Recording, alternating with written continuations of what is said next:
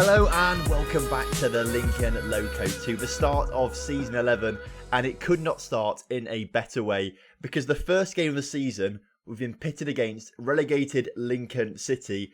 This is the first time we're ever going to play Lincoln City in the league, in the cup competition, anything like that, any sort of competitive fixture. This is the first one ever against Lincoln City, and I'm absolutely buzzing. It is a little bit of a weird one for me though, because I support Lincoln City, who we're playing against today, but I'm the manager of Lincoln United. Now, in reality, these two sides are so far apart, it doesn't matter, so I can sort of support both of them. It won't have any sort of impact on me. But right now, I'm very torn between loyalties, because for me, we win, we get 3 points, but Lincoln City lose, and that's not good. But if Lincoln win, 3 points for Lincoln, that's really good for me, but Lincoln United lose. So that's, again, it's a conflict. So maybe a draw is the best result today. Either way, it's going to be a really interesting episode. I'm looking forward to it, and I hope you are too. I hope you're all doing well. Hope you all had a good weekend. It's obviously Bank Holiday Monday here in the UK today, so hope you're all having a lovely bank holiday as well. Had a nice day off from work and things like that. I've been very busy over the weekend doing all the transfers, getting things ready, and I think, to be fair, I've got a decent side this season.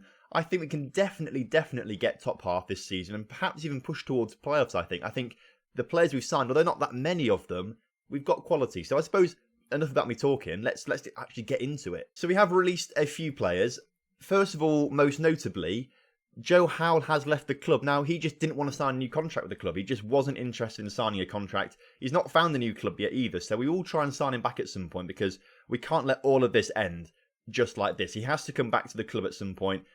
Fair enough, he's nowhere near good enough at all. But he's just integral to the club, and he is wanted by a few teams by looks of things. Leamington wants him on a free. Again, he didn't want to sign a contract for us, and he's still not looking for a contractor. He wants a new challenge. So unfortunately, Joe Howe leads the line of a few players that have left. Dan Happy has left the club, just wasn't going to be cutting it this season. Nankwo has left. Whitfield, despite being very good last season, he wanted £2,500 per week, and I was not prepared to pay that for him. So he's also gone as well. Jamie Belcher's also gone as well. Jed Andrew also gone as well. Just wasn't going to be cutting it at all for us. So a few key players from the past few seasons have gone, but we have to change and we have to adapt if we want to improve. These then are the players that we have brought in. We've not sold anyone this summer, which is a bit of a disappointment. I did want to try and sell one or two players. Bids did come in for the odd player, but they just weren't going to be good enough, so we haven't sold anyone. We have spent nearly £200,000. For some reason, it doesn't tell me what the total, because usually down here at the bottom it says total transfer spent. For some reason, it's just not telling me that at the moment. Why? I don't know why it's not telling me total transfer spent and things like that, but it's just not. But we have spent nearly £200,000 on 3 players. I think they're worth it, though. We start off with these 2 free transfers, though, from Liverpool and from Arsenal. They're the Regen rejects that we've brought in. Regen's rejected by Arsenal and Liverpool. They've come to us instead. Ramich is actually going to be pretty decent, I think. He came in with 3-star current ability. It's actually dropped down to 2.5-star at the moment, which is slightly worrying considering he's one of the best midfielders we've got at the club. Central midfield has gone from a very strong point to a weak point this season, but it's something we still have time to work on at least. Of course, we spoke about Ramich last time. He's come from Arsenal.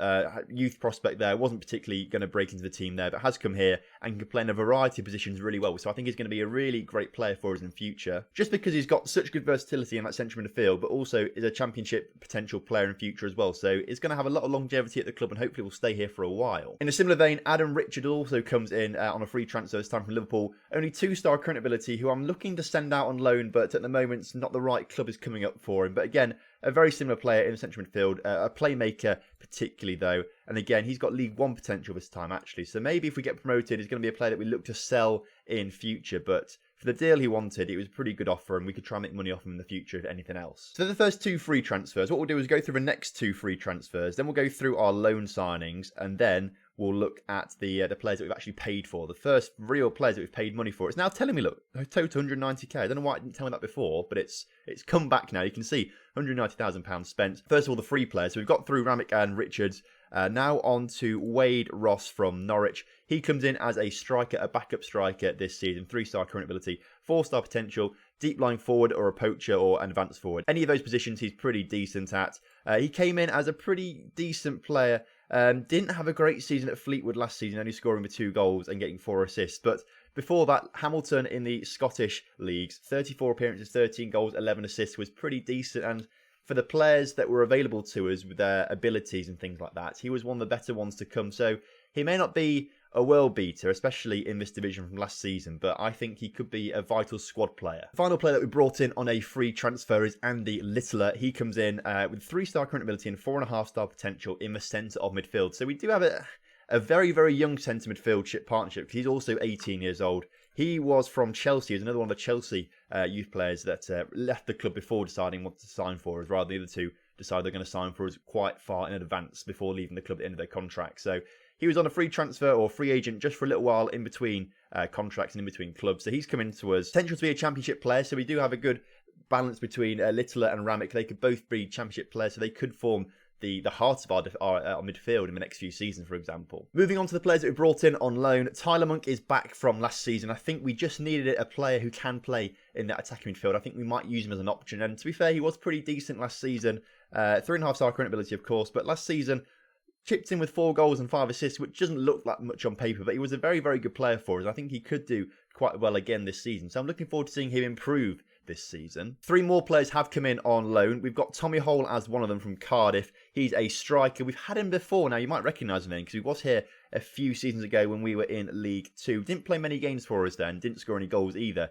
But has improved since then, playing for Cardiff in their youth team, in the Premiership youth teams, in the Championship youth teams. Made an appearance in the Championship last season as well. I think he's probably going to be our first choice striker this season, ahead of Mark Mason, who I think is maybe plateaued recently, but another player who's at this level and has got championship potential, so hopefully can try and sign him at some point in the future if he has a really good season for us. Stephen Robbins comes in to play on the left-hand side of the attacking midfield. We needed better wingers, and Stephen Robbins is one of those players. On loan from Villa, 3.5-star current ability and 4.5-star potential. Is a decent player, again, good enough for this division, and has got potential to be in the Championship. So another player we could look to sign in the future if he wanted to come to us. Was on loan last season at Walsall, not playing particularly well, but I think with a year at that level and the sort of level increase in maturity that he's probably had from being a year older, he will be quite good for us this season. The final player that we brought in on loan is Richie Hartop. Again, another 3.5-star current ability player with 4-star potential. On loan from West Brom. Has played at this level before, though, with Notts County and in the Championship with Sheffield Wednesday. So he's got a wealth of experience at different levels, as you can see. And I think this season's going to come in to be a real stalwart at right back. So they're all the loan players. 4 loan players are coming. So we've still got another opportunity to bring someone else in on loan, which I think we're going to have to at some point. We now get on to, though, the 3 players that we've signed on transfers. So we'll start with the smallest fee, £31,000 for Mike Coates. He's a centre-back, 3-star current ability and 3.5-star potential. With hindsight, perhaps we shouldn't have signed him for that kind of money, knowing that actually he's probably not got that much potential and that much current ability. He was scouted to be a bit better than this, but he's going to be solid this season at the back alongside Mark Hunter or Anthony Farrell or David Marshall. All 4 of them are very good enough or good enough to be at this level. He's come in from Blackburn, where he has played a few games at this level, played sort of, rotation, I think, for Blackburn the past 2 seasons. And Blackburn are a decent side with decent defenders, so I think he's been unlucky not to play for them more. Next up, we brought in Mel Goff from Reading for £68,000. He's a central midfielder who, again, is probably not quite worth the money we paid for him, thinking he's going to be better than he actually is. 3-star current ability and 4-star potential. Another playmaker in the side, so we've got more options there.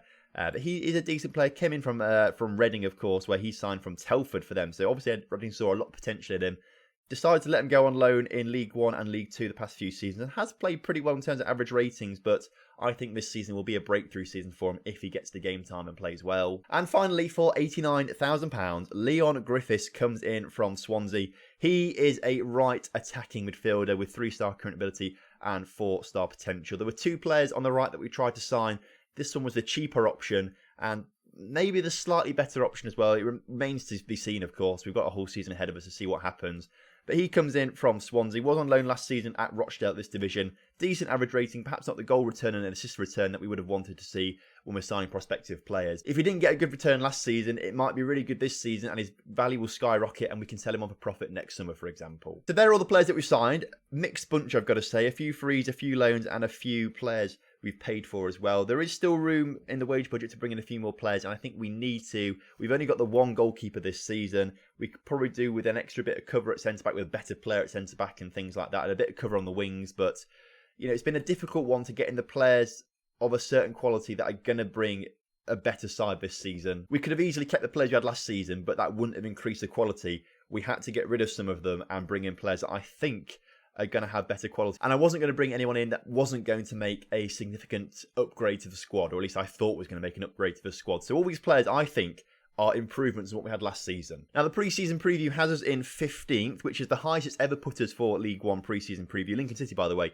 favourites for the championship this season, so that's quite good to see for them at least. Lincoln, by the way, now managed by Diego Costa. I mean, I don't know how Lincoln have managed to attract Diego Costa to be their manager, but here he is, now manager of Lincoln City for some reason. Anyway, the point was, we're 15th, which is the highest we've been so far. Last season, the preseason preview had us in 18th, and the season before that was 24th. So it's pretty decent.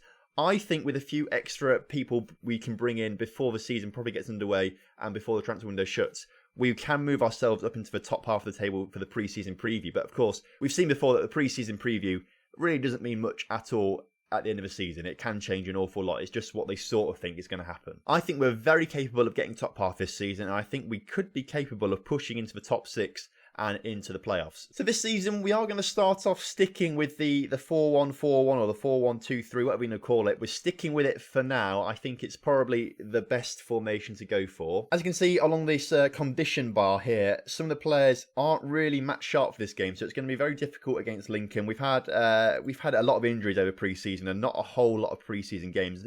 I would have preferred 1 or 2 more in the time that we had, but unfortunately it didn't happen. McClement stays in goal from last season. He was really good last season, so I'm looking forward to seeing what he does this time. Turek's going to be our full-time left-back this season as it stands right now. We wanted to get Thornton back, but Lincoln City were not going to sell him or let him on loan to us, especially now they're in our division, so unfortunately, we're not getting Thornton. New centre-back Coates is coming in to join Hunter as that backline, but we'll see how well he plays. Farrell may want to come back into the side. He's also very, very good. And Hartop, the new right-back, comes in today to make his debut. Woodthorpe stayed in that CDM position that he was last season, but a new centre-midfield partnership of Ramick and Goff coming into the middle there. So I think they're going to be quite decent players for the future. I'm looking forward to seeing how they play. The new wingers, Robbins and Griffiths, out on the left and the right respectively. And the chap on loan, Tommy Holt, is going to be leading the line today, but Mark Mason will be coming in pretty soon if Holt doesn't start to score goals. Just a word on Griffiths, he has just come back from injury. So as you can see, 91% condition, 46% match sharpness.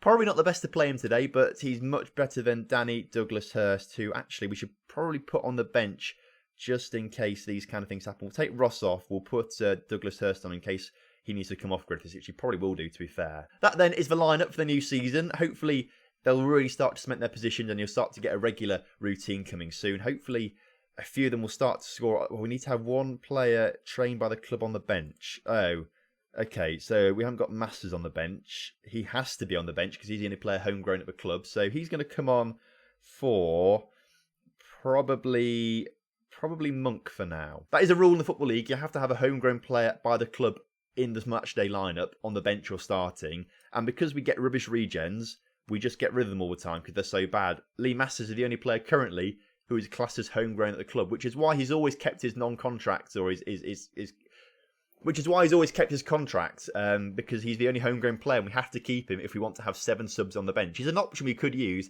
If we didn't have him, we'd have to only field 6 substitutes, as we come pretty close in the opening highlights there, actually, to scoring a goal. So that was quite promising. So as I was saying, we have a choice of having Masters on the bench or only having 6 substitutes on the bench. And I'd rather have Masters on there just in case, we somehow need a midfielder and we don't have anyone else to play. There's not a chance he should be playing at this level at all, but he's, by virtue of being a homegrown player at the club, he's here. We've got to deal with it. So considering that Lincoln City have been relegated from the Championship, done very, very well recently. In fact, last season they got relegated, but the season before that, they only just missed out on playoffs to the Premiership. So a very, very bad season last year. They'll be hoping to bounce back up straight away. But right now, we are dominating. Well, I say dominating. We are dominating possession, 63 to 37. But with 5 shots to 1 shot, actually, that's just jumped up quickly. We are playing better in today's game. Really, I wanted to score more goals this season. I think we've got the capabilities to score more goals this season because last season, that was our downfall, I think. If we managed to score an extra 20 goals last season, an extra 10 goals even, we would have been in the top half of the table. Half time though, and it's still 0-0, but we are, as I say, the better side on the stat sheet so far. Diego Costa is not going to know what's hit him today. Obviously, he's going to come to English football after being at Atletico and think it's going to be easy. But no, nowhere near it. Also, I've just realised this is the first sellout of the Lincoln United Stadium. I mean, we have been outnumbered by the Lincoln City fans because they've brought over 3,000 of them. But this is the first sellout we've ever had of the Lincoln United Stadium. Lincoln City have just gone 1-0 up. And again, I'm not too fussed because it's Lincoln City and I support them, so they're winning. But when you consider the stats, we definitely deserve to be winning it. And I'd rather see us actually at the top of the table, for my sake at least. Robbins must have done something bad in the build-up to that because he's dropped down to a 6 rating. So he must have been responsible for that goal going in the back of the net. Tommy Hole is sitting on a 6.3 rating. So Mark Mason is going to come on for him. We'll monitor Leon Griffiths still, but he's playing okay out there. Mark Hunter there on a 6.6. We're going to bring Farrell on for him, see if he can improve the game out there for us at all. So a rare highlight in this game. There's not been many highlights at all, actually. Lincoln are coming forward, but Ramick makes a decent tackle there. And Mason has been put forward. He's in behind the defence. Mark Mason gets his scoring underway this season after coming on as a substitute. He's going to be starting next game, definitely. Mason obviously seeing the competition, thinking he's got to do something about it. He's come on, grabbed the goal, grabbed the equaliser, sent the United fans into raptures. Hopefully that'll be a catalyst for the final 10 minutes to grab a goal. We definitely deserve the win here today, I think. I think we have been the better side. We'll go on to attacking. We've said push forward to the boys. I think we should get more than 3 points, or more than a point. We should get the 3 points, I think. Highlight now coming for Lincoln City. The ball's put out wide. Their winger left completely open. Farrell clears, but only as far as Jarvis, who hits the crossbar, and Turiak can clear the ball. That was a bit of a let-off there. With a few minutes to go, though, Lincoln have really come back into the game in the second half, actually. Really brought it back in their favour, or more towards their favour, at least. So I will take the draw against them. The first ever Lincoln derby has finished 1-1, and hopefully there'll be plenty more classics in the future between the two clubs, as hopefully we both get promoted together sort of thing. We're both, well, Lincoln have been in the Championship. They'll be back there in the next few seasons, I think, and hopefully we'll be there as well. So there should be plenty more derbies to come in the future. Lincoln City coming forward, though. The ball doesn't quite connect with their striker, and the referee blows for full time, else that would have been 2-1 Lincoln City, and we would have lost it at the death. Luckily for us, though, it has finished 1-1. Mason with the goal. I'm pretty happy with that result. So, of course, the general news article just stating a few players making their derbies, and Lincoln held out for the draw. We're the team on top there, the news is saying, so that's quite handy for us. And if we can play better than the side that are predicted to finish top of the table this season, and we can do that week in, week out, there's no reason why we can't be in the playoffs at least at the end of the season if we play like that every single week. Next time out, then, we're going to skip all of August. We've got 6 league games and a cup game in there, but we're going to skip all of that, and we're going to go straight to Coventry and Oxford. I think that makes sense for the next episode. I'm hoping we get past the first round of the Carabao Cup this season. Like Mansfield, I think they're in League 2. They are in League 2. Mansfield are a good team to face against in the Carabao Cup. We've never got past the first round. I'm hoping we do against Mansfield this season, because I would actually like to get somewhere in a cup this season. Like, we've not had a good cup run, I mean, for a long time. And since we won the FA Trophy, we've not had a cup run of any sort. So I want to try and I really want to get one. So far this series, actually, I've not been fussed at all by the Checker Trade Trophy, but actually this season, perhaps that is something we could try and go for, because we need something to cheer about. The past 2 seasons have been a bit abysmal. So thank you very much for watching today's episode. I hope you have enjoyed it. If you have done, please do drop a like on the video for me and subscribe to the channel if you're new around here. And I'll see you next time for some more Lincoln Loco action.